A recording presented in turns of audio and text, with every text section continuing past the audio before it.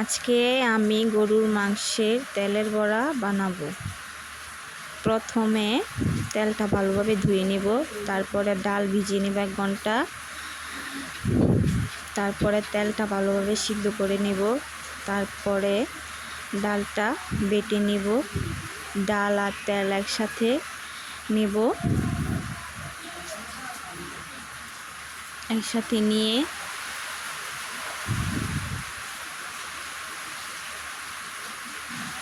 তারপর পেঁয়াজ কুচি দিব। পেঁয়াজ কুচি দেওয়ার পরে আদা রসুন বাটা একসাথে দিয়ে দেব, জিরার গুঁড়া দিয়ে দিব, লবণ দিয়ে দিব, হলুদের গুঁড়া দিয়ে দেব, মরিচের গুঁড়া দিব।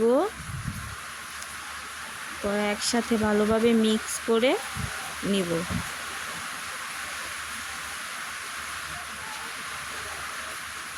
একসাথে মিক্স করার পরে তেলটা গরম করে নেব। এখন ছোট ছোট করে বড়া বানাবো, বানিয়ে ডুবা তেলে ছেড়ে দিব। ছেড়ে দিয়ে ভালোভাবে লাল লাল করে ভেজে নিব।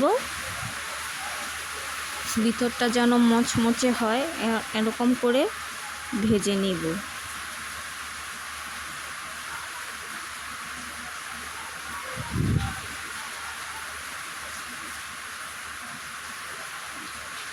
ভালো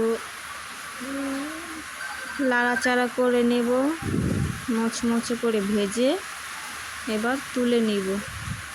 তুলে না, আশা করি আমার ভিডিওটা আজকে সবার কাছে ভালো লাগবে। এই যে দেখেন ভিতরটা কত মচমচে হয়েছে।